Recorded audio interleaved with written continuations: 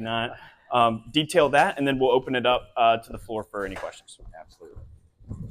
Well, we are in the process of trying to figure out what's going to happen with the Farm Bill. G.T. Thompson, who's the chairman of the Ag Committee, is a dear friend of mine, and we have constant conversations about what needs to happen with the Farm Bill.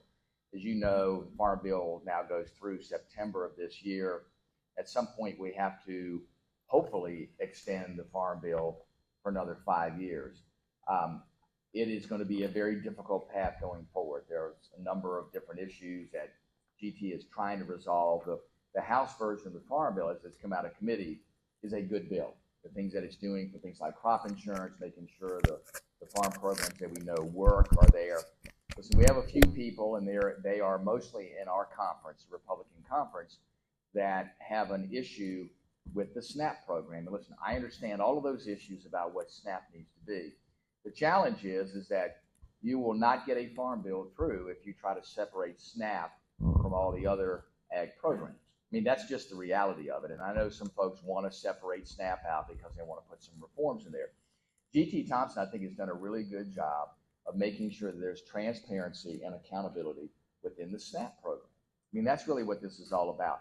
And there will always be somebody that will try to defraud something with a government program. I mean, you will have that happen. That is unavoidable. The question is how do you minimize that, and how do you make sure when you discover it that you hold people accountable? That's really the key. And I think the provisions in this Farm Bill allow us to do that. The challenge is how do we get to 218 votes? And in today's world in Congress, it becomes more difficult than what you could imagine to be able to get to 218. It's not just about the Farm Bill, too, but it's also about an ag appropriations bill. The ag appropriations bill is key. The one that came up earlier in the year did not pass. And many of the farm state legislators had significant issues there, really mainly about what was happening with many farm programs that were critical to make sure you could support agriculture at scale, and to make sure, too, that we were doing things to properly underwrite the different elements of crop insurance. I mean, that's the key with this, is to make sure the government is the underwriter so that you have affordable crop insurance. And there's a difference between having crop insurance and having affordable crop insurance, and then making sure, too, that the different choices are there for farmers. You know, we worked for years to make sure that the same choices are there for farmers here in the eastern portion of the United States that is in the central portion of the United States, because at times there were different elements there in what you could choose from. And listen, you need to have a full slate of choices in being able to purchase crop insurance so you can manage your risk. If you're not given those choices, if the choices, though, are those that really create an untenable situation for you, and that is having to put more money into the insurance side than potentially what would cover in your losses, it becomes a challenge. And then you have no backstop. So then you're at the mercy of Mother Nature. Now, we've had a couple of good years this year, somewhat challenging for corn, looks better for beans, but still a situation where I'm sure there are farmers out there, as I've driven down the road and look at certain corn crops, I am sure there are farmers that are going to make a crop insurance claim this year. And that would at least allow them to pay some of their fertilizer bill, some of their fuel bill, some of their seed bill, so they can go to the field next year with the hope that next year will be better. I mean, that's what farming is all about. On our side of the family, we were in the vegetable farming business for years, and that's an even more precarious situation to try to figure out, you know, which crop is going to come in, which crop you try to keep from failing, or you can put in a tote and get it to market. Those things are all part of what the ag community deals with each and every day. So I am hopeful that a farm bill gets to the floor before the end of the year. Because here's what happens at the end of the 118th Congress. Remember, every Congress has bills that are put in, but when that Congress is over, that is after the election, that Congress is done. So all those bills that are there that have been submitted in the 118th Congress in that 2-year window, all of those go away the 1st of January of 25. That means you have to start from square one, which means somebody else has to put a bill in. Now, it could be the same bill that has come out of the Ag Committee, but it has to start the process all over again. And that never happens quickly when you have a new administration, a new Congress, both House and Senate. So what we hope to get done this year is a longer term farm bill. Now, I don't know what that's going to be. Normally, they're in 5-year increments. That's what I would like to see. So the question is it a short-term farm bill that takes us into sometime next year or 2 or 3 years down the road?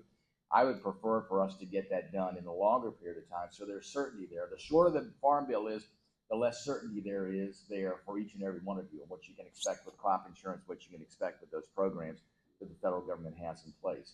That is not what you need.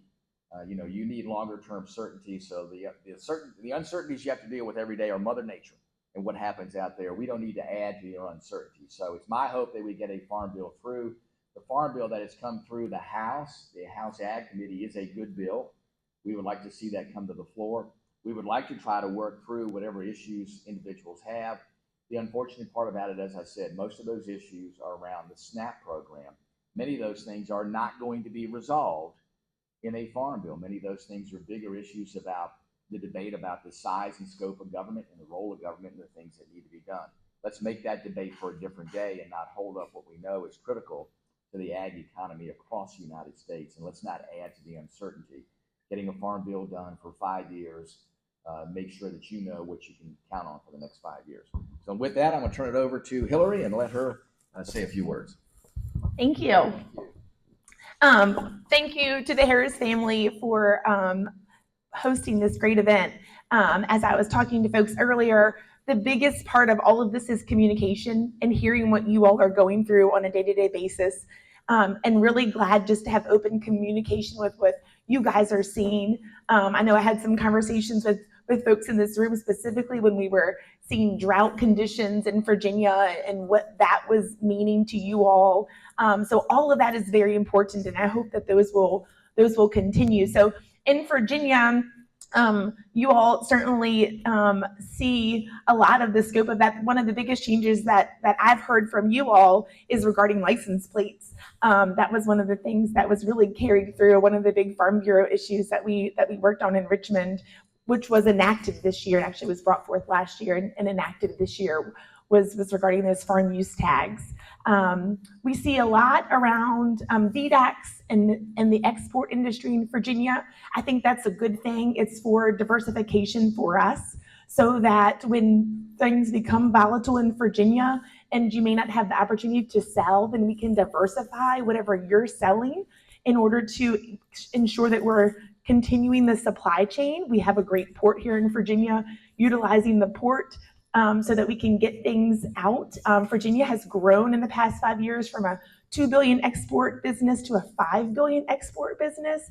So just think about what we can do when we put a little bit of extra effort behind what we do with our Virginia ag and our crops. So I'm certainly here to hear from you and want to get your feedback on issues and concerns that you all see and things that I can help do. I serve on the Ag Committee in the House of Delegates and grateful to be able to do that. So this year, things were pretty low key other than prices, which we all see as being the biggest problem. But my position on there is also that this industry is one of the only ones. I'm in a small business. Taylor and I talked about this the other day, where I'm in a small business and we have budgets, right? I know what cost of goods cost me. I know what I have to sell them for in order to make a profit. You're one of the only industries where there is no budget. You have a lot of hurdles that you have to jump through, and you can't control what things cost you. You can't control the cost of your fertilizer or the combine. And then you also can't control what you sell it for. It's a very unique industry and one that we have to protect, as Congressman Wittman was alluding to, regarding insurance and regarding drought and making sure that Virginia can remain one of the top ag businesses because it is our top business in the state. So please always keep those lines of communication to me. It's very, very important, and what your constraints are as a business owner when you're dealing with goods and commodities, especially looking at prices today, which I know are such a big concern that you don't have control over. So just thank you for the opportunity to speak to you all, and happy to answer questions or shoot things to Richmond that we can hopefully work better on for you all and for small family farms here in the Northern Neck. So I don't know if this is question and answer time, Taylor, but you just let me know whatever. Anybody that's got questions, concerns, farm bill related, federal, non-farm bill related related federal, non-farm bill related state, any questions, concerns, input that y'all have concerning this question? Right. So, how much of the farm bill percentage-wise goes to SNAP? Percentage-wise, Ray, that's a great question. I think it was, and I don't know what the figure is today. It's around 70 to 75%. So it's a major portion of the farm bill. Most of that, though, remember, it's a program where if you qualify, then those dollars go out the door. So it's one of the things that folks are concerned about, it being less controllable than other parts of the federal budget. But remember, the Farm Bill doesn't appropriate, so there's not an appropriation. The Farm Bill just authorizes. So it authorizes how eligibility occurs for food stamps, how the food stamp program is managed. And there's always folks that are trying to put in place things that would manage or sometimes reduce the scope of the SNAP program. That's really what this is about. That's tied to inflation, right? Yeah, listen, it's a factor of inflation. But the rest of the farm bill isn't. That's right. Yeah, that's it. That's it. Inflation's gone up how much in 6 years? Significantly, yeah. It's approaching 6%. So that's if you look at it overall. So yeah, and it doesn't, unfortunately doesn't reflect those increases in cost. And that's why I said the things that we can do to help farmers manage risk. I mean, you make risk decisions every day, and the insurance part of that is meant to at least underwrite that risk, so you know that you have a floor. So no matter what happens, no matter what happens, I have a floor, so I don't have to worry about dropping below that. The difficulty is if those programs aren't there in a way that allow you to have a reasonable floor, that is to cover the majority of your cost, then we don't want to see additional farm failures. But unfortunately, what we've seen through the years is those things are happening. In addition to all the other pressures on farm and farmland. I mean, you look at it right now. I was just talking to somebody the other day about the pressures of foreign interest buying farmland. Luckily, in Virginia, we've said no, Chinese will not buy farmland. There's a reason why the Chinese are buying farmland in the United States. Well, they have a lot of people to feed, and they understand that we have some of the best ag lands in the world. We need to be thinking about that, especially in relation to with all these other policies. These are things that don't occur at the federal level. You don't want the federal level getting involved in land use decisions in local governments. But we need to think very clearly about how we conserve and preserve prime agricultural lands with competing interests. There are lots of competing interests out there today, more so than we've ever had before, whether it's things like solar, whether it's things like foreign entities buying that farmland.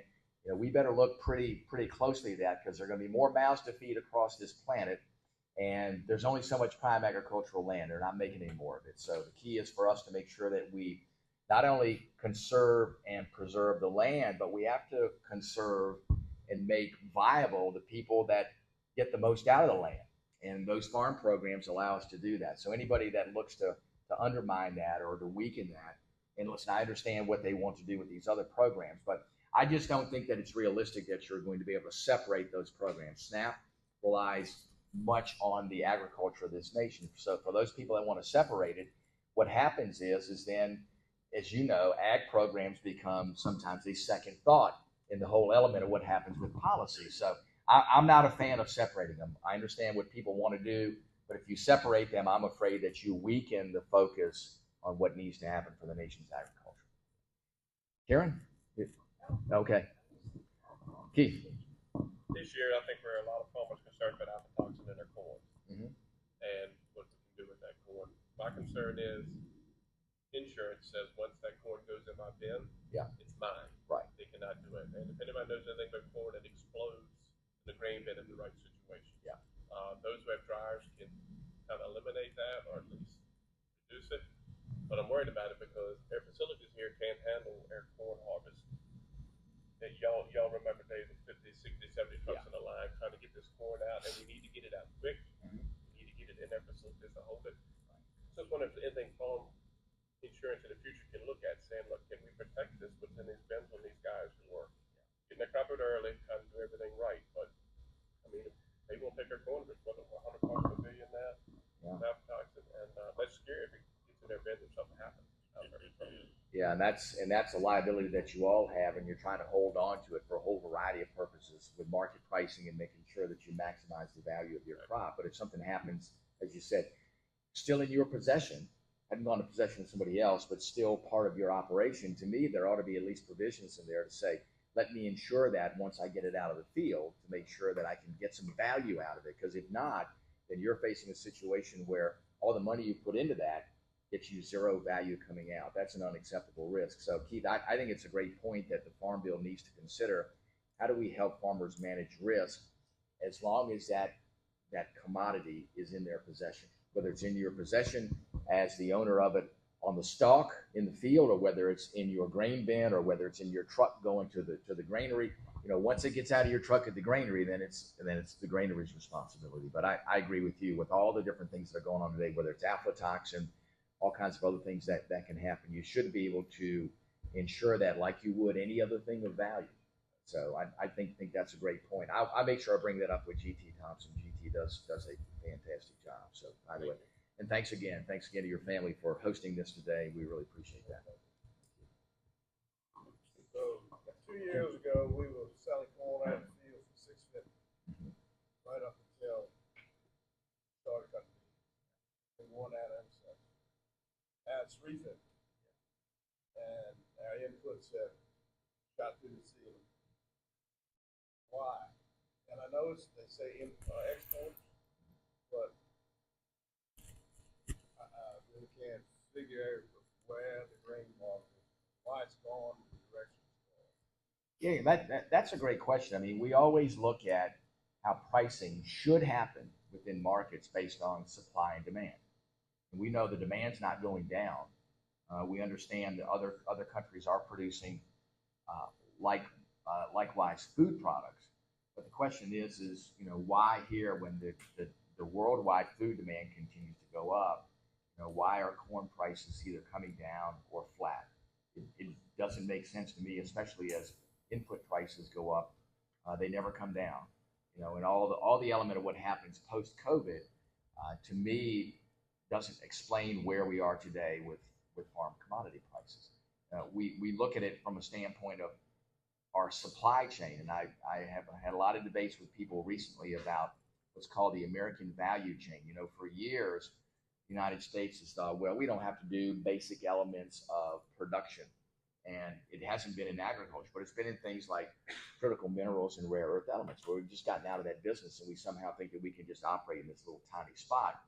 And then in place of that, China comes in and takes hold. I'm concerned about what's happening with how free markets are supposed to operate and how those impacts happen on prices.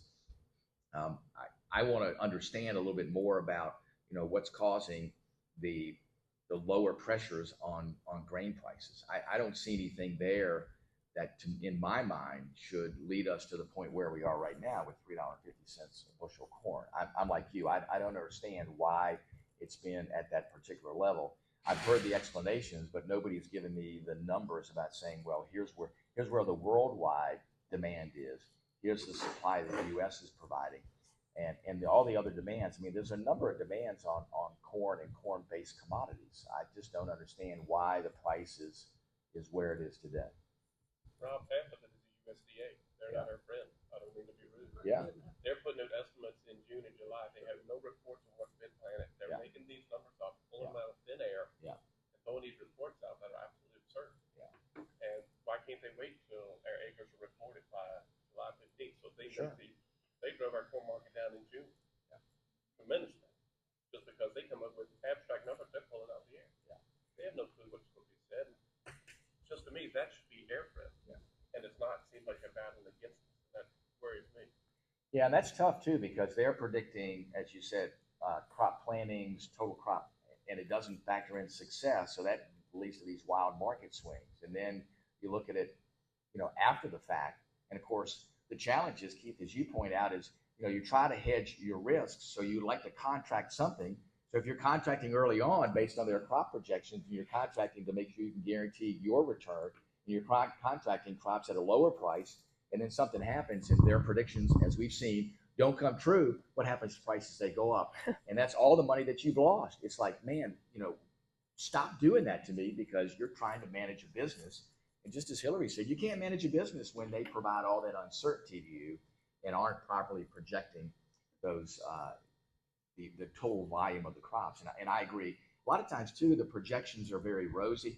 What doesn't seem to be reflected to me too are a current number of acres in production, because much of that changes. And if you look at where things are going United States wise, the number of acres in production, in my mind, and again, I'd like to see some facts behind it about how they project acres in production. I think it's an incredibly high number. And if you combine an incredibly high number of acres in production with a total crop harvest that they project, all of a sudden you look at it and go, that's unrealistic. And it projects an oversupply when in reality, the supply at the end of the year comes back in very, very low. And then you're caught between a rock and a hard spot. It's like, do I take the risk of not contracting and banking on a better price, or do I contract and look at it and go, man, I left a lot of money on the table because I did that. You know, one other challenge on Bill? this topic, this is more of a state challenge than a federal challenge, is end users, like the Tyson plant going out and through. And I know there's egg integrators coming in, but I mean, how can we as a state attract more end users for our grain products we have to sell? And then we were kind of hit with a double whammy with Nell Mills West Point facility, which was an excellent wheat end user, outside of their control, but they're offline for 2 years. And there's not a lot of other options if you don't have on-farm storage. That's an excellent point. And I think as we look at opportunities, we need to make sure that Virginia's economic development team is looking at that as an opportunity and not just business and industry. We hear a lot about it from farmers who are in the meat business and are trying to do inspections on meat. That's really been a top focus, and I certainly will bring it back that we need to do the same thing for our grain farmers. It's not just an issue on pork and on beef, but it's an issue for other farmers. I've seen the lines at those grain mills myself. It's been a problem for a long time, and it's not getting better as those plants close. So I think that's a great point. I'll take that back and have that conversation that when we're talking about economic development opportunities and what we can do, then we need to make sure that we're honing in on that as being part of what we also try to entice in Virginia, and assist in staying open, because that's a problem as well. With our port, and with Yes. where we are on the East Coast, Yes. proximity to the U.S. population, Yes. we can attract those end users, that are using the product. We can get it out to the world and to the population Yes. fairly quickly, but we need those opportunities. Agree. Whether it's poultry, whether it's pork, whether it's cattle, that utilize what we produce. Yes, great point. Absolutely. I definitely have heard that loud and clear. We certainly are in a better position than many other states in the nation to do exactly that, which is why I think we've seen the jump of our farmers industry with use of the port because of that. I mean, that's not a significant change in just a 4 to 5 year time. And I really think it came down to paying attention to it and providing those opportunities and incentives. So I think that's a great point. Well, and then as it relates to the port, there's pretty much one company that controls a lot of the export activity in the Port of Virginia. I mean, is there opportunities to expand or attract competition? Sure. Yeah, great point. Absolutely. Can I just add one thing to that? Sure. Said, and I know some things going on behind the scenes, but a lot of farmers, poultry farmers, got displaced in the central Virginia with the Tyson's closure. And that affected grain farmers because basis of corn went down tremendously after that closure because they weren't buying corn for the feed. And there's some things going on, but I think we need to make double those efforts to get the infrastructure is already there with those poultry houses, right? Sure. Some of them are being converted to turkeys and so forth, I understand, but I think more efforts need to be done at the state level to try to bolster those efforts on those farms. And that would help everybody. Grain farmers. Great point. Right. It's not just a one. It's the ripple effect is long on all of those. It's not even just the employees, but it's the other folks that are factored into that industry. So absolutely, I think that's an excellent point. Certainly carry that back as well, for sure. And then I'll just add one real quick thing. Yeah. Rob mentioned it. A strong crop insurance support system and subsidies is very important. We're going to rely heavily on that this year to hopefully get back to more close to our income. Bill, it is in my mind the most important part of the Farm Bill. It is the way that you can create some certainty in underwriting and creating a floor to saying, hey, listen, I know that worst case scenario, this is where I'm going to be at the end of the year. Without that, we can expect massive failures of farms in bad years. Now, listen, we're blessed. We've had a couple of really good years. Hopefully this year will cost average out. But if you don't have that, then we're in a bad spot. You talk about the Virginia Port Authority. The good news is for Virginia, they are finishing up the dredging project for the channel there. So it's called Wider, Safer, Deeper. We will be the first port on the East Coast that can take Panamax ships. Those are ships that need 55 feet of depth to come into the port there. The good news, too, is that our port has picked up a lot of business because of the closure of Baltimore. Now, Baltimore is going to get some of that back, but the good news is people have gone to the Virginia Port Authority, have used the facilities there, and have seen, hey, pretty good facilities, don't have to go as far up to Baltimore with the Wider, Safer, Deeper project. I think it's going to be a lot more opportunities for us, especially too with what Virginia can do across the spectrum with ag products. So it's not just grain products, but it's also value-added ag products that all of a sudden become a conduit for us. So as Hillary talked about, what are we doing, not just in how we have grain receiving facilities, grain processing facilities, but the state really needs to, and I'm glad to work with Hillary and others. What are we doing to attract value-added processes here in Virginia? So you can take an ag product once it comes out of the field and then do value added with it, because then all of a sudden, just like with chicken production, you have a demand here. When you have a built-in demand that's local, all of a sudden people are going to come because their transportation costs are lower, the certainty of supply is there. Those are the things I think we have great opportunity to work on. So we look forward to working with Hillary and the governor's office to do more of that. Well, and that's where the federal government can help with Yes. the infrastructure of the ports, whether it's rails, getting containers to the port, That's right. so that we have, in Virginia, one of the most attractive ports on the East Coast. We do, and we have it now because the rail spur is coming in, and of course the big limiting factor for the Port of Virginia was the tunnels that went out to the Midwest. The good news is all the tunnels now can take double stacked containers on rail. So there's no impediment there. So we are the gateway to the Midwest. So it's not just the East Coast, but it's also the Midwest. So all those things have been done. The limiting factor was the size of ships that could come in and out.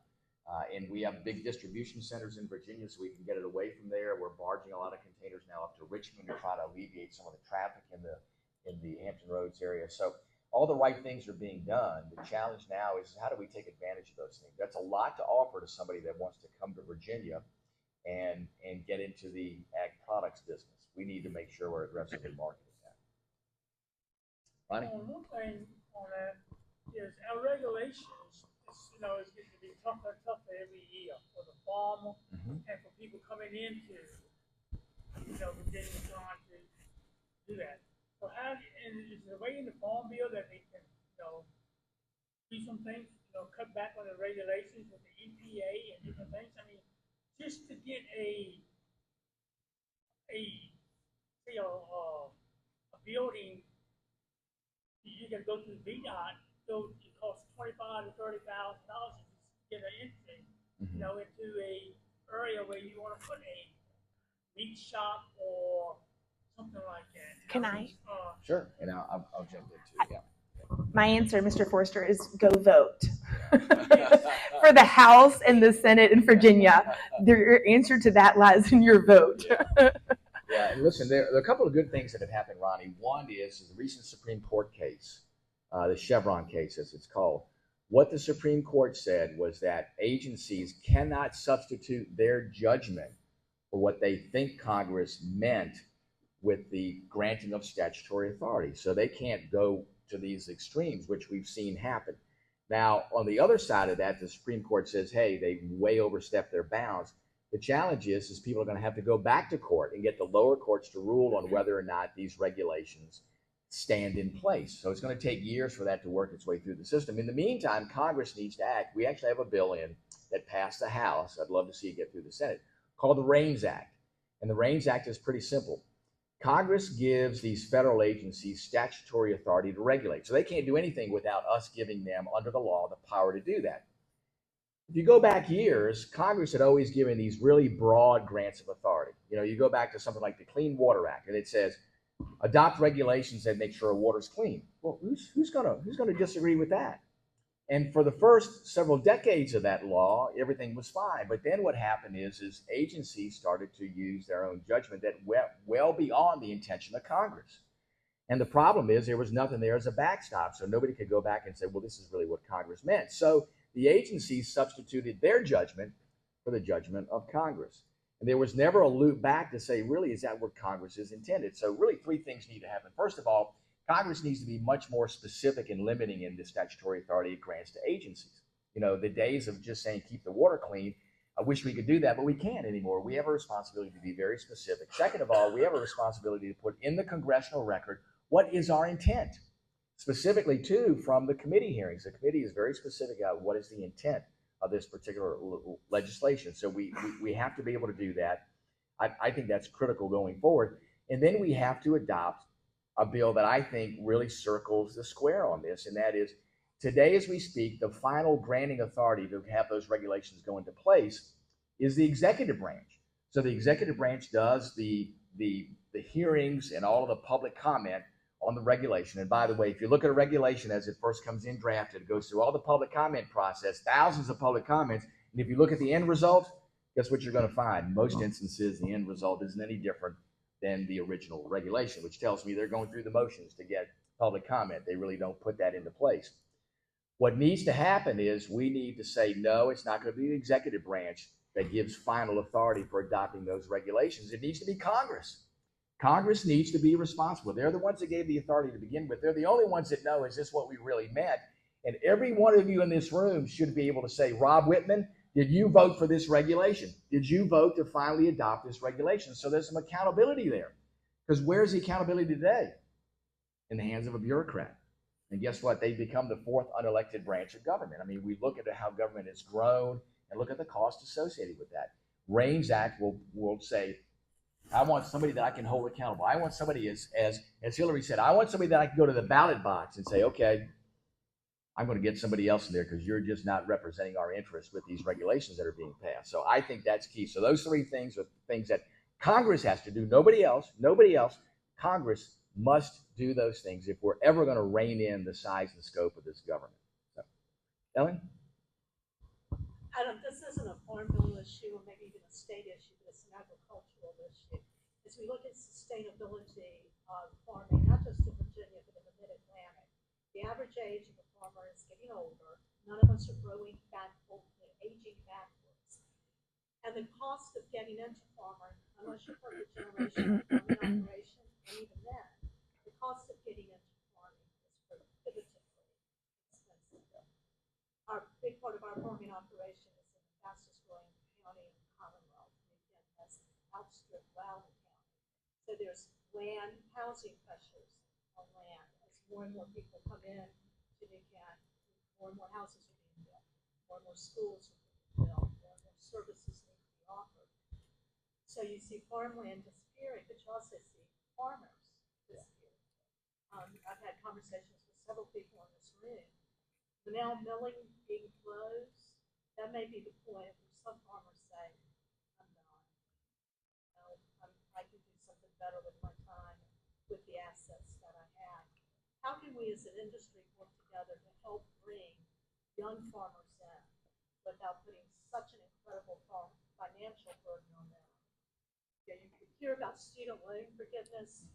Well, if you go out and try to get yourself into farming, you pay for a medical degree or a law degree easily, maybe a couple of times a year. It's a challenge. There's some good programs in place now trying to connect students with farmers so they understand what is farming about, how do I get into the business, how is there at least a cadre of folks to say, maybe there's a farming operation here where they don't have children that are interested in that, but have somebody else that's interested in taking it over under a financial model that is actually sustainable. You know, nobody can come in and just say, now I'm going to go rent farmland, buy a bunch of equipment, and get into the business.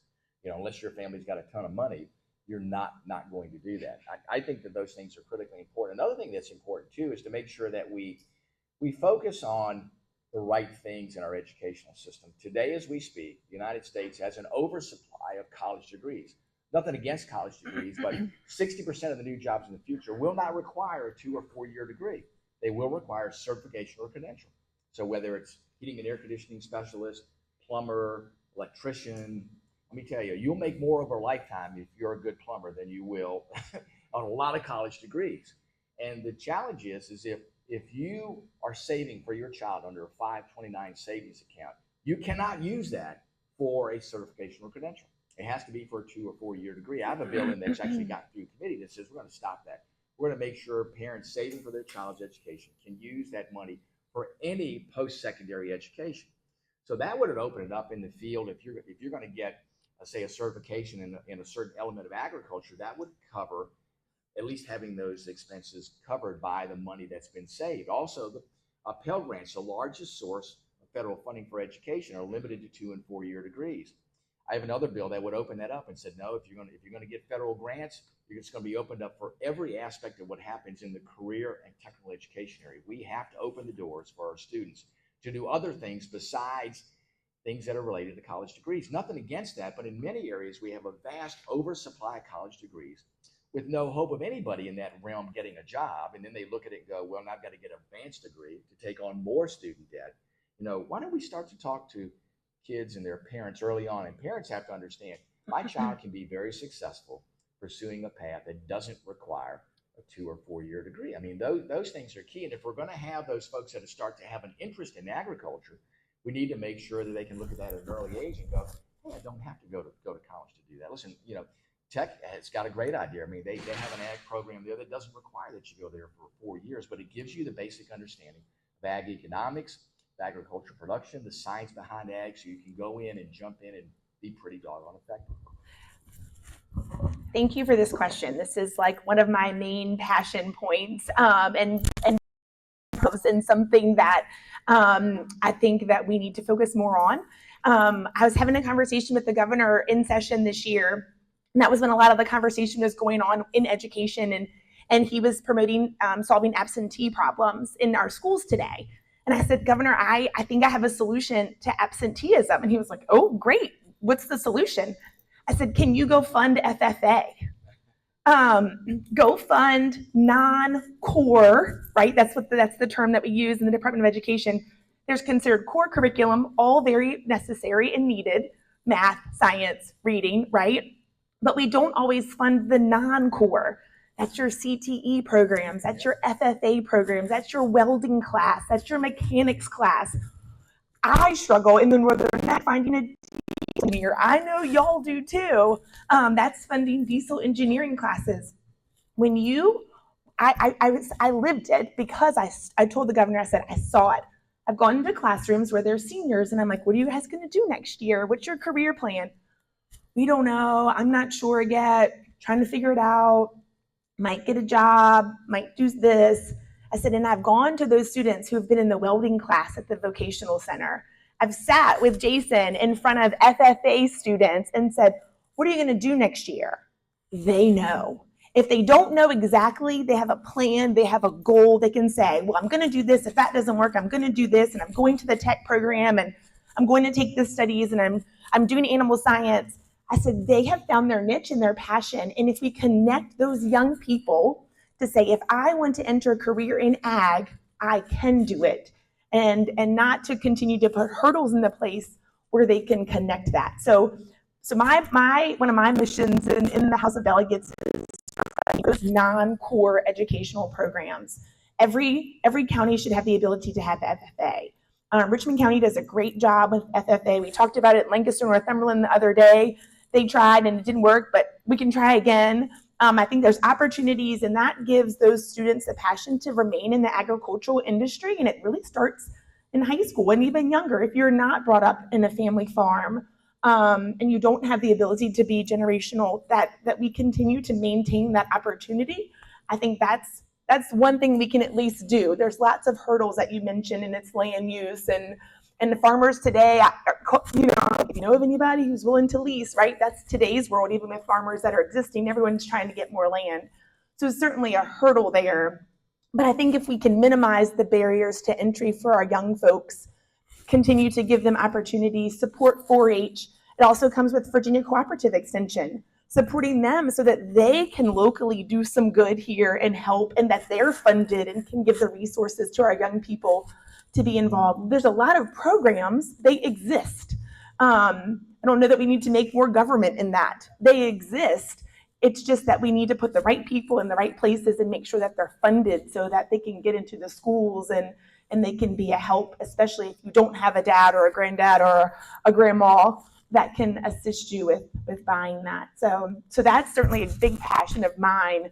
And so I appreciate you asking that question, because that's the future. And that's the future in the Northern Neck too. We're very driven on ag. It's also the ability for our young people to stay here, that they don't feel like they have to go somewhere else to live. If they want to live here, then they can have a great career doing so and provide for their family and make good money and it be a value add to the Commonwealth. Gosh, I mean, I could go on and on about it, because it's certainly necessary to our local economy, but also just the people that live here too. You want them to be able to feel like if they want to stay, and they may not, and that's fine too, but if they want to stay and have a career in ag, that we give them and the opportunity and don't create more hurdles in government to do so, and try to protect that. And so thank you too to Congressman for his 529 bill. I saw that, I was watching it because I have 529 for my little boys and I appreciated that myself. So yeah, if there's ever anything else we can do about it, but that's certainly been a focus and we've had those conversations and we'll continue to do so. We need to pay our teachers and we need to do that, but we also need to pay our FFA teachers and those welding class teachers and that technical center. Well, I have good news for you. Funding has been obtained by RCC to start a new diesel engine repair program. Awesome. And a new welding center with ribbon breaking is tomorrow. Awesome. Yeah. Great. And Congressman, thank you as we look at the new medical facility in Warsaw for your support of our EDA and TRIA bills, which came through. Yes, a great new facility there in Warsaw too that they're working on too at RCC, which is huge, and it'll be huge for our community for sure. Yes, ma'am. I want to say one other thing too to add to this. We need to emphasize with our children today the 10 most important tools that all of them have that will chart their path to success.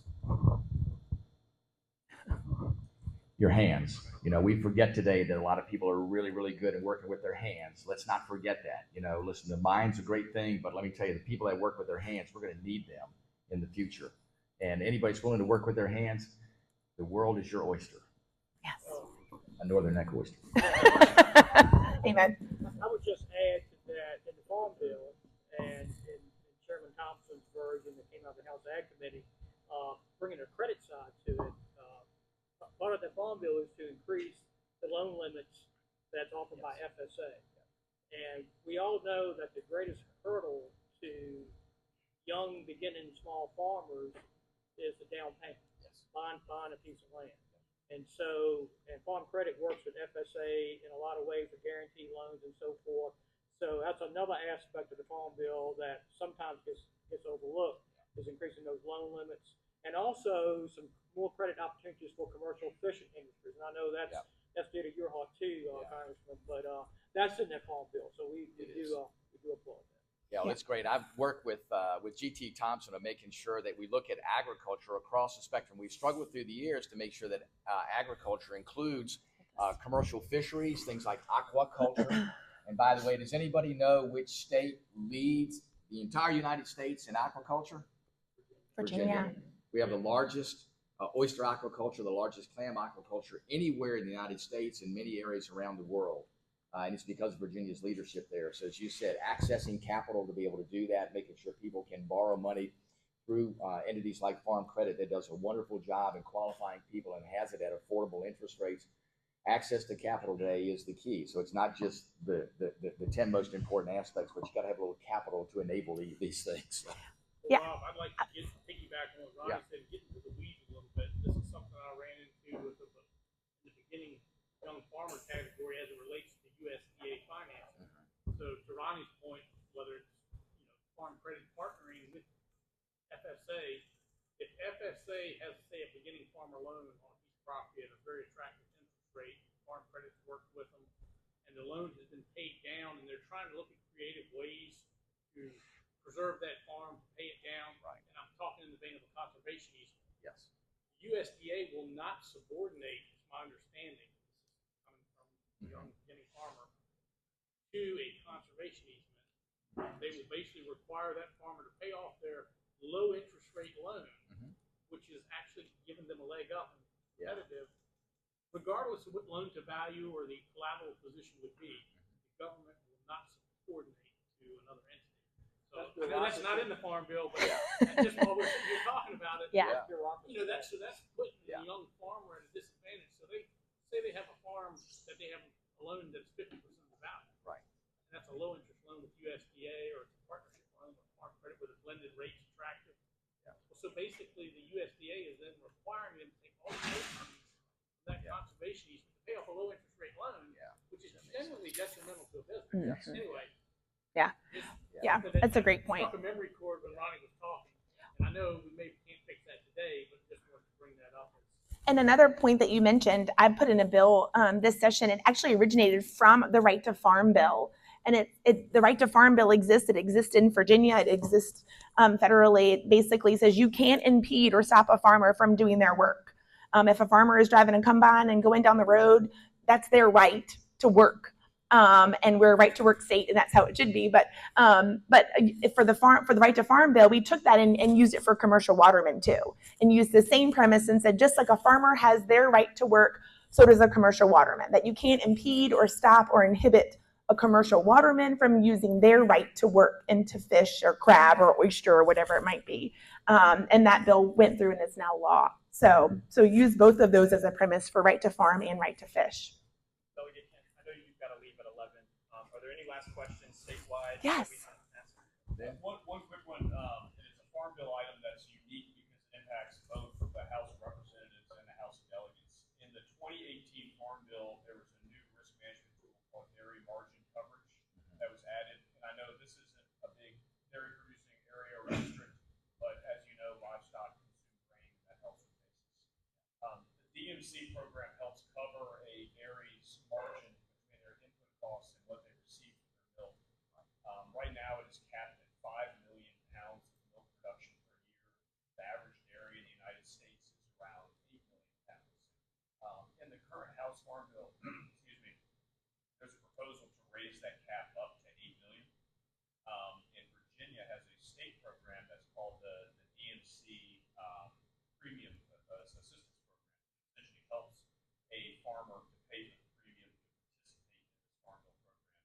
I would just encourage you, as whether we have a 1-year extension or a 5-year Farm Bill, to encourage that this program stays in the bill and to make sure that the Virginia General Assembly continues to improve that language and make sure that we also have that 8 million pound limit so farmers can fully participate. Yeah, no, thank you for bringing that for my attention.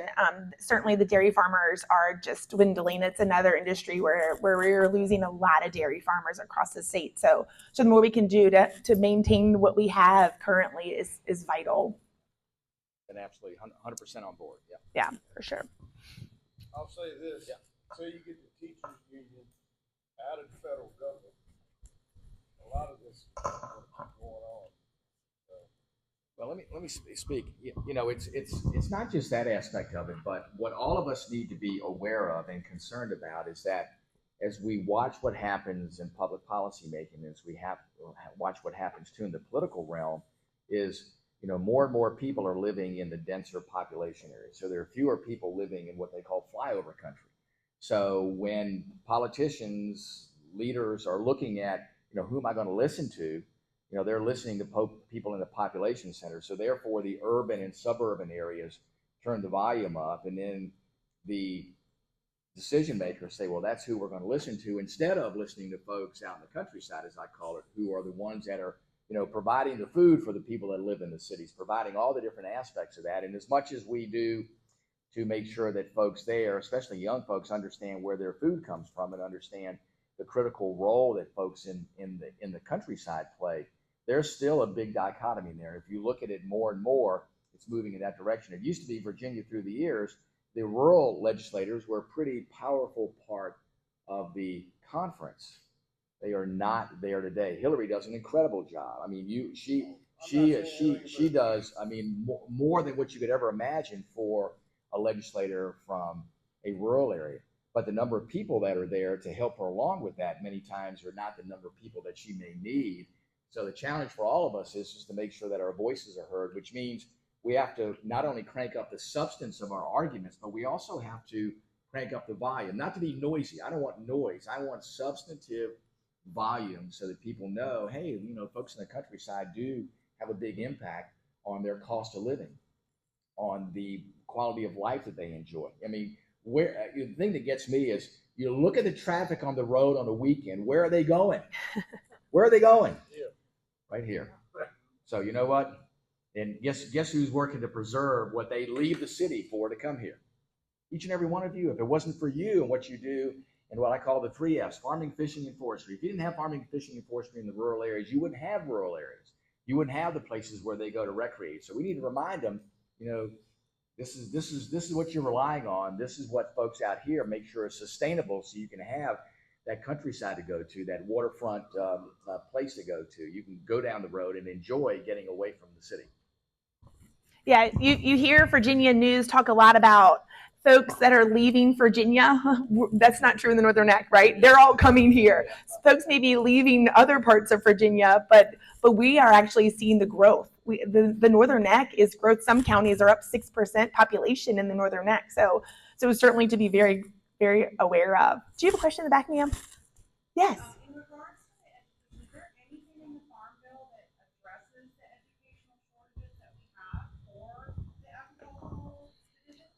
There isn't anything specific as far as teachers. There are aspects of the Farm Bill, though, that do not prioritize, but do put resources towards emphasizing those educational opportunities for students in schools to make sure there's an educational element of what happens in schools. And just as Hillary said, those non-core activities, to make sure that there's at least equal treatment of those activities versus what happens right now, which if it's not related to a standard of learning, many times it's like, no, we're not even going to get close to that. Another element too is what the agencies are supposed to do in expending their resources to make sure that ag education is part of that. So it's not just educating the farmers. We don't need to educate the farmers. We need to educate the rest of the population as to the value that farming provides to them. Because in most instances, things like ag in the classroom have been incredibly successful. The challenge is how can we reach more students? Look at what the Farm Bureau has done and other organizations in ag in the classroom, and it's been incredibly successful. I would argue ag in the classroom needs to be focused on the suburban and urban areas. Yeah.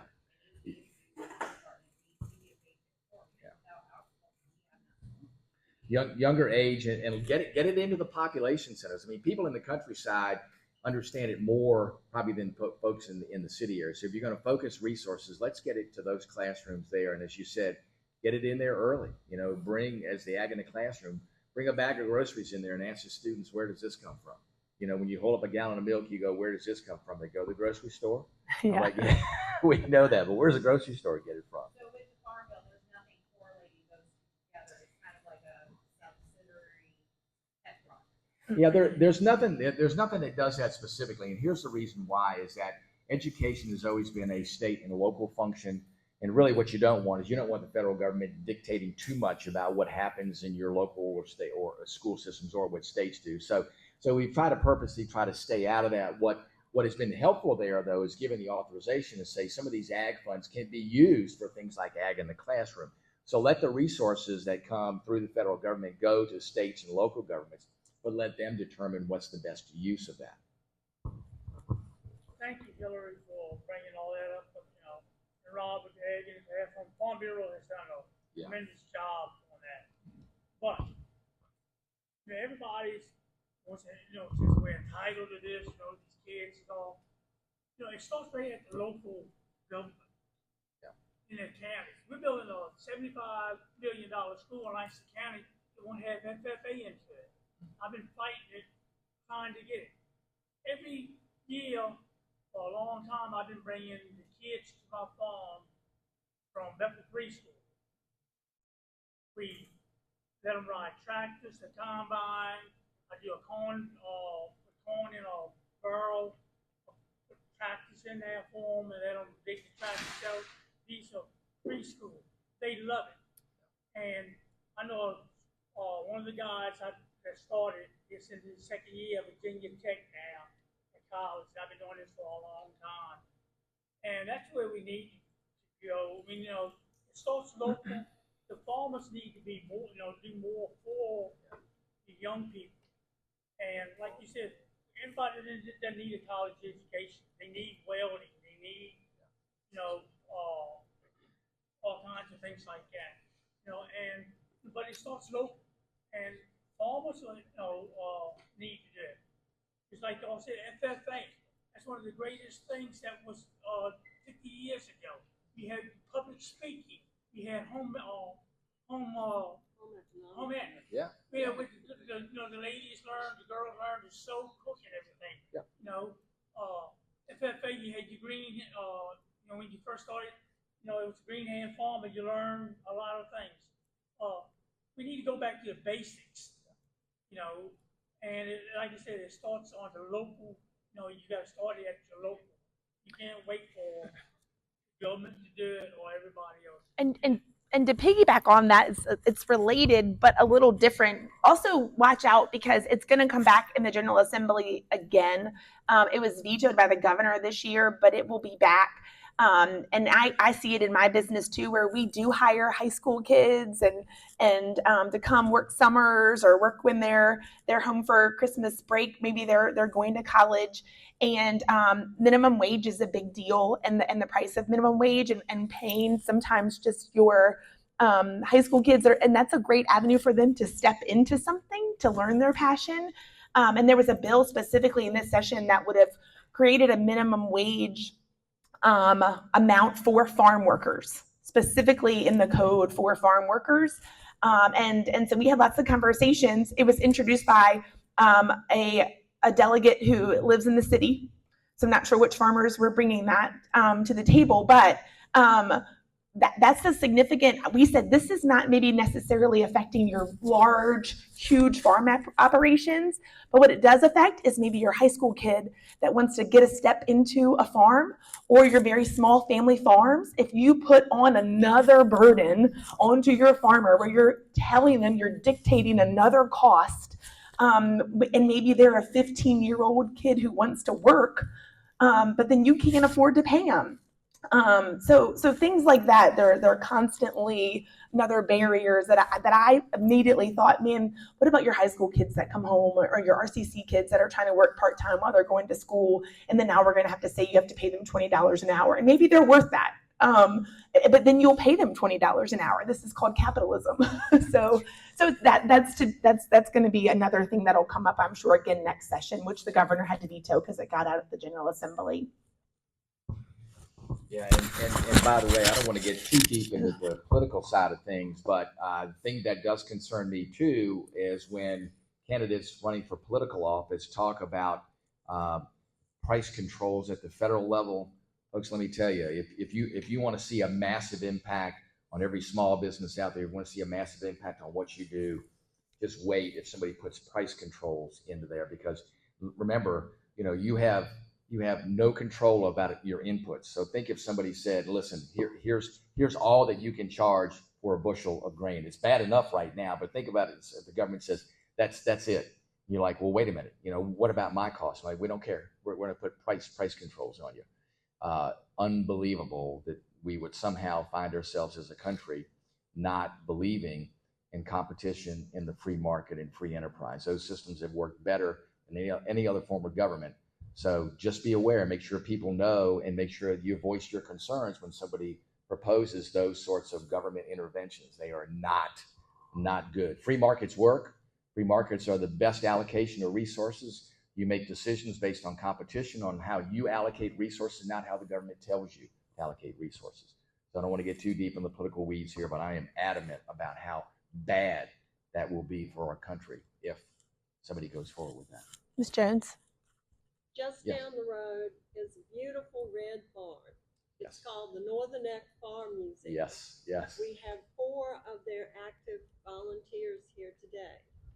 Our biggest problem is we can't find volunteers.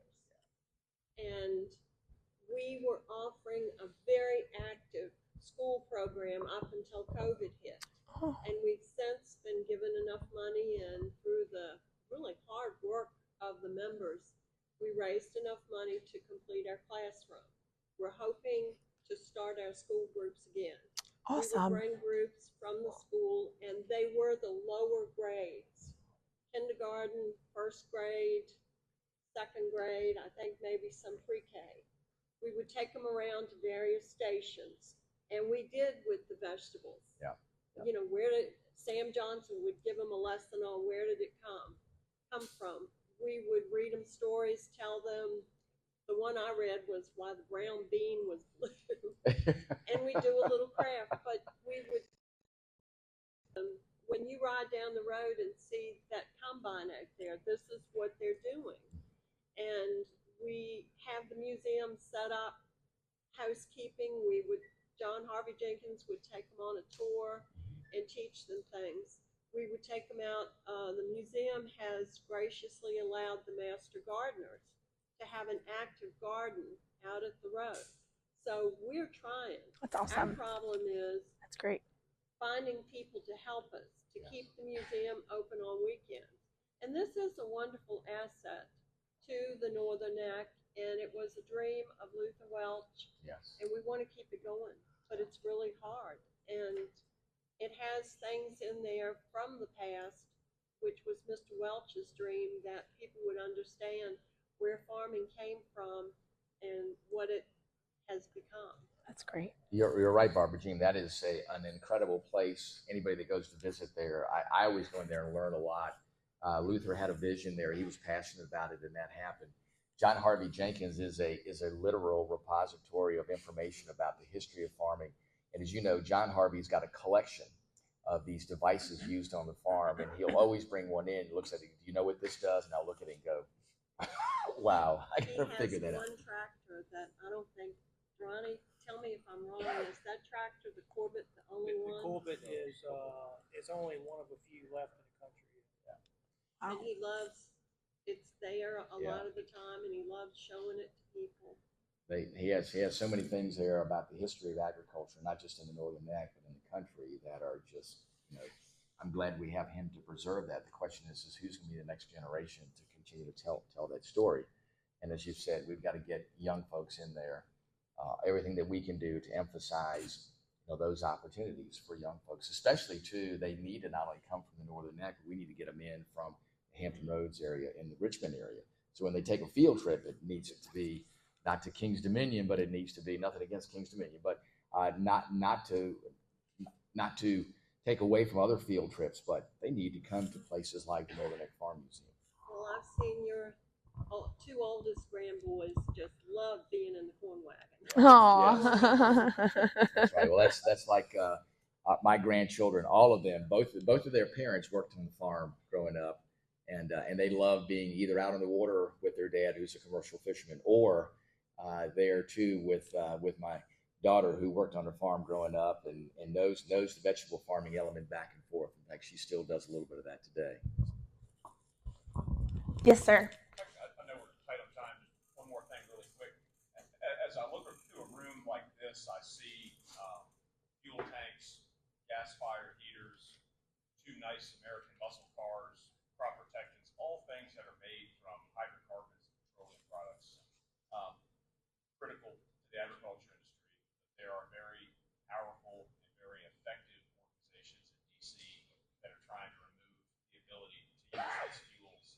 What scares me the most is that 40% of America's corn crop goes to ethanol blended into gasoline, 40%.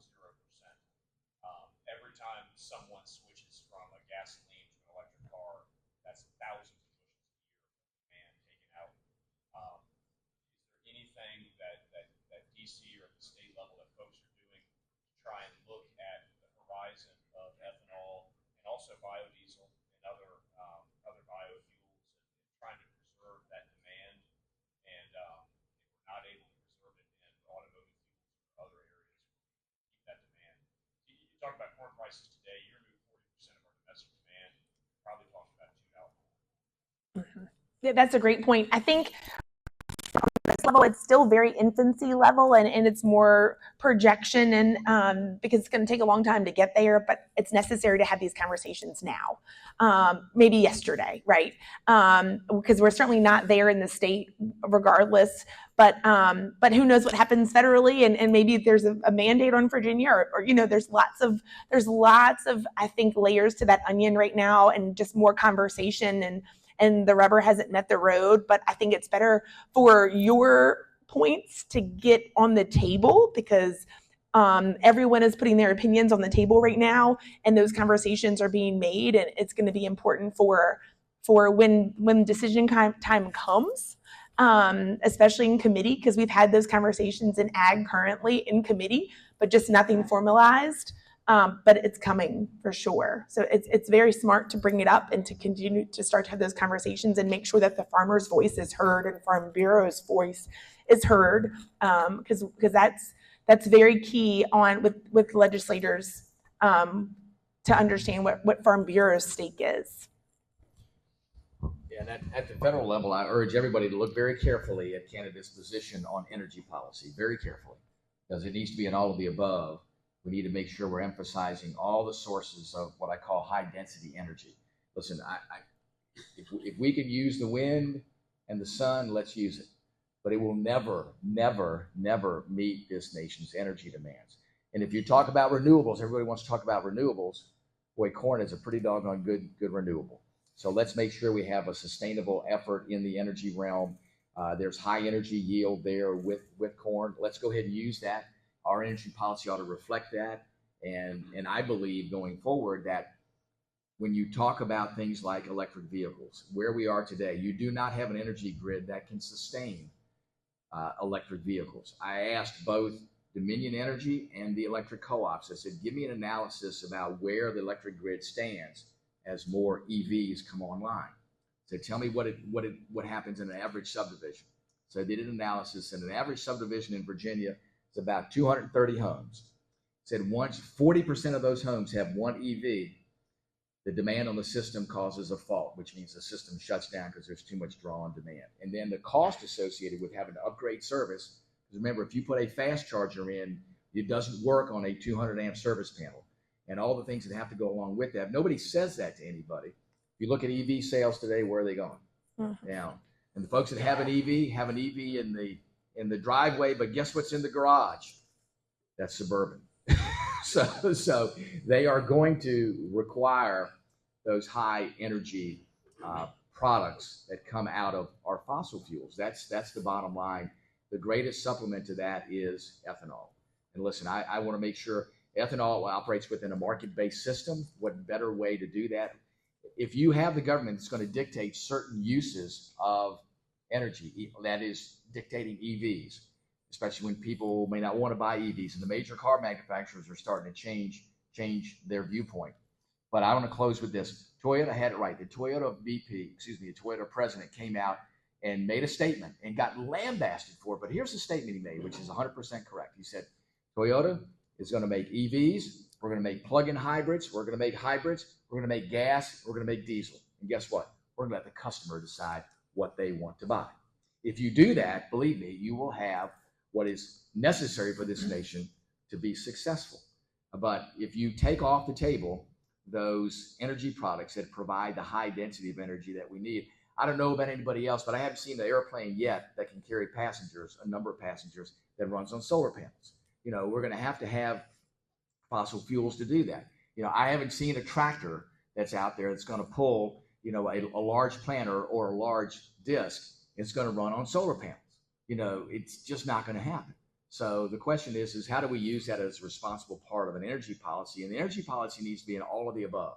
Where this country needs to use everything. If we limit what we can use as far as energy, believe me, our competitors, and I would say our adversaries like China, are not going to limit themselves. And here's the crazy part about it.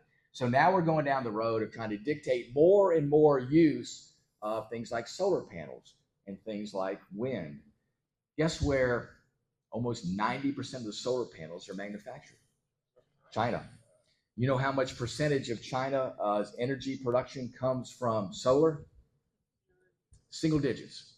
You know what? China every month is building 3 new coal-fired plants. Do you think that they're going to put solar panels in their fields? Do you think that they're going to be doing those things? No, but you know what? They will gladly support policies here where they can sell us solar panels. So listen, I'm not against solar. Solar has a place. Solar has a place. And I want to make sure too, as we look at where solar is used, we need to keep in mind prime agricultural farmlands. Prime agricultural farmlands. We need to preserve those because there's not making any more of those. So as you see development takes place and you see all of a sudden where there used to be trees or a farm field and you see it growing houses now, or you see another use there, the question is where's the food supply coming from? We're going opposite directions. Fewer ag acres, more people. All you got to do is look at the projections. Look at the projections on what it will take to feed the population of this planet. It ain't rocket science, folks. They're not making more prime ag lands. Let's make sure our policies reflect conserving and preserving prime ag lands. And in turn, when we do that, then we can have the source for the best renewable energy available. I'll just add on to that luckily Virginia got out of a really bad situation that we were currently in, and that would really affect us a lot. So grateful that we were able to get out of a situation where we don't all now have to go purchase electric vehicles, and you can make it your choice and let the consumer decide. That would have been really terrible for Virginia. But I think we also just constantly are on the lookout for things that, we call the shiny billboards and brochure. They sound good, but go ask a firefighter about electric vehicles, right? Sometimes when you start to go into one direction and you're like, oh, let's do electric vehicles, but then there's so many unintended consequences with that. We have a lot of volunteer fire departments. They talk about just putting one of them out if they catch on fire can be a 7-day process. So in all of these ideas, that's why I say it's crucial that we put them all on the table and we really have conversations, because bills get passed just like the electrical vehicle mandate in Virginia, or things that come up as they continue to, with whether it's solar farms or data centers and things like that, and land use. And it's very important to look at the entire gamut of them, because the ripple effect is always paramount. We need to educate the children, but the young adults need to be educated. Doggone right. You got that right. Yeah. I have a funny story I'll tell you about later. Yeah, we need not only teach adults, but we need some adults that will listen. On this 11:22, maybe 1 or 2 more questions. Anybody has any? I have a question, just postal service wise. Yes. As farmers, we have to have our taxes in by March 1st. Yes. Separate money. Yeah. Every year the IRS says we're late. We send this in 5-6 days early. Yes. Postal service took 10 days now to get my taxes to them. Mm-hmm. And on the other side of that is getting their 1099 in time. Yes. Now you're getting them on February 15th, February 18th, and Craig can probably speak better to it than I can. It's putting that back for us. Yeah. And it's a nightmare for us doing our taxes, trying to get this information in to meet the IRS's requirement when the Postal Service is as bad as they are right Well, now. let me tell you, they are bad, getting marginally just a tiny bit better. We've put a lot of attention on what is the linchpin of problems in this region, and that is the Richmond Processing and Distribution Center, better known as the Sanston Center. They were rated as the 3rd worst facility in the entire United States, 3rd worst. So when you're relying on them to get you your medications, or to get your payments in to pay your bills on time, or to get your tax returns back or tax forms back to where they need to be, or to get them to you, they're still not doing the job. And they give us a metric. We're meeting with the Postmaster General every 6 months to get a progress report. They've gotten a tiny bit better. So here's the measure. Now, give us all these numbers, and they go, oh, first class mail delivery, 95% gets delivered on time. But then you look at the rating, they have gone from the 3rd worst in the United States to the 4th worst. So I said, that isn't anything to be proud of. I encourage folks, we're going to continue to hammer away at that. We are relentless in making sure they get things done, but the center still has a tremendous amount of problems. They try to put in place new technology when they didn't have enough personnel. I mean, if you were to look at a nightmare situation, it was created there at the Sanston Processing Distribution Center. I encourage folks that if you can use other means to get get necessary information to you, or send it to where it needs to be, especially if it has to be there at a date certain, do not rely on the U.S. Postal Service. If you got something where it doesn't matter what time it gets there, it may be a little bit less expensive, but I would argue today it may be worth the extra dollars just for peace of mind to know that you got a delivery confirmation that it got where it's supposed to go on time. So Keith, we have a long ways to go with the post office. And really, in the words of the immortal Jerry Reed, we have a long ways to go in a short time to get there. So I want to make sure that we are holding their feet to the fire, but they're not anywhere close to where they need to be. So as a contingency, use other means to get stuff on place on time. Craig, I'm sure that you deal with that every day. Yeah, what I was going to ask you about too is we've had an incredibly increase in notices coming for farmers' returns this year. As you know, as long as a farmer files their return, if their income is 2/3 of their income, they can file by March 1st and pay their full tax and not be subject to any estimated tax. Yeah. Well, just about every farmer, and not only in Air Firm, but I've talked to others, have been getting notices. And something has changed in IRS. I don't know if they changed something in their system, but we're getting these notices. I responded to one about a month ago, sent in all the information, said here's the farmer's income, more than exceeded the 66 2/3, and I get a form letter back from IRS that says, oh, well, you have to file and pay 90% of your income tax in estimated payments. It's a form letter. Yeah. It's like nobody looked at it. Something needs to be done with that because it's costing farmers and taxpayers money that the IRS should handle a lot better than what they're doing. And that's what I wanted to talk to you about today. Absolutely, Craig. I think that's critically important. We will, first of all, intervene on anybody's behalf that is filed to make sure they can pay estimated taxes under the regular requirements, not this new structure that somehow they may be putting in place. So I want to make sure anybody here that has an interim issue, let us know. Joe Schumacher's in the back of the room. Joe, raise your hand. Joe's my district director. I want to make sure we get that information from you. You can go to our website and just send it to us, or you can call Joe at on his cell phone. If anybody's got a pencil and paper, I'll make sure to give you his cell phone number. It's 202 593. What's the rest for Joe? 1422? Yeah, 1422. There you go. Well, listen, we need to do two things on that, Craig. First of all, is if anybody individually has an issue, Joe will make sure we take that and work it as casework to get you an immediate relief for that on the date requirement. But then I'll make sure we inquire with the IRS as to what policy has changed. So, Joe, if you'll work with Craig, I'd like to put together a letter to the IRS to ask them specifically about why they have changed the requirement for farmers and estimated tax reporting, whereas, as you said, if 90% of your income falls within that, you didn't have to do estimated tax. Why is that policy changed? Can you explain to us why? And at least let us formally inquire. A lot of times if they know somebody up above is looking at them, they may actually get to the root of it. Sometimes, too, it's just somebody within a field office there that says this is how we're going to do it, and it's not a change that happened actually in the IRS. So let's do two. We'll do it on both accounts. Ray? That happens just about every year, 10 years. Yeah. They never looked down to see it.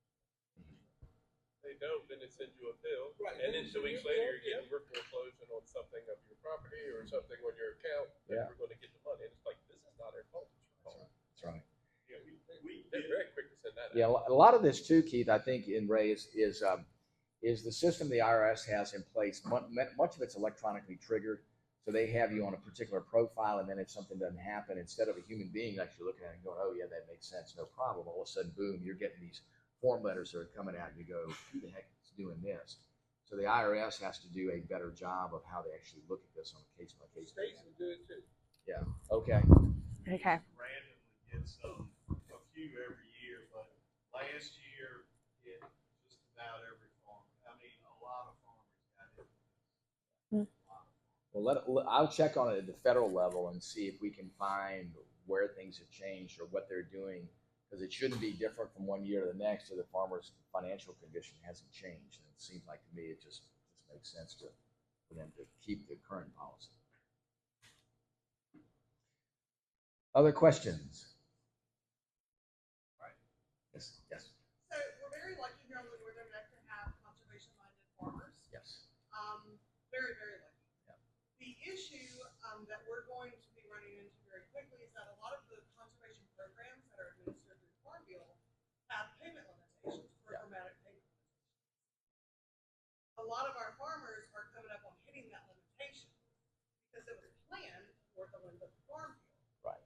And now that we don't have a new Farm Bill, we're stuck not being able to have more conservation programs, contracts. Is there anything that can be done to extend, we don't have a new Farm Bill, but we're going to extend this payment limitation or something like that, or what's in plan to be able to keep conservation being put on the ground? Well, the worst case scenario is that the existing structure of the Farm Bill just gets continued for a shorter period of time. Now, I'd like to see the new Farm Bill be for 5 years. So I don't think there's going to be any cessation of what's happening under the current Farm Bill. Some of those things need to change, so you need to make some adjustments. But worst case scenario is they do another year of the existing Farm Bill. So I think those provisions for farmers are not going to go away, but they won't change. And there's some improvements that have been in place to be made on those in the House version of the Farm Bill. Those wouldn't be put in place if they just did a temporary extension of the existing bill. Any other questions? Got a question for the announcement. Vince? Yeah. Both of y'all. Wednesday, Yeah. also 10 to 2, Conservation Appreciation Day. Lunch is provided. There you go. Everybody come. I love it. Vince, thanks. Thank We you. will make sure that we highlight that. Joe, we'll make sure we get that out there. So, very good. Thank you. Well, listen, thank you all so much. I want to hand the microphone over to Hillary for her closing comments, but I cannot thank you enough for your time. I know how valuable it is. Stay in touch with us if there are things that we can do, especially too if it's, issue with the IRS or any of the federal agencies, let us know. Even if it's not, even if it doesn't have a federal nexus, call us and let us know. We'll make sure we get you to the right place to help get you on track to get the problem solved. But again, it's a real honor and privilege to be here with you today, an honor and privilege to serve you, and anything that you need from us, let me know. Or call Joe. You got his telephone number. The best time to call him is between 1:30 a.m. and 2:30 a.m. So, and you'll find he picks up immediately then. So. But his voice sounds a little mechanical, so don't worry about it, though. Don't worry. I just want to say thank you, Congressman Wittman, for including me on your event here today. Truly, this is really one of the reasons why I ran. I grew up on a family farm, the farm I live on today, and so it's so meaningful and important to me personally. It's the farm I raised my boys on today. So thank you for what you do and for reaching out. I'm always have an open door, so don't ever hesitate. If there's something that I can do, I will absolutely do it because your job is our job here in the Northern Neck. So thank you for what you do and including me on your day today. So reach out anytime. Thanks, Hillary. Thank you. Thank you. Thank you.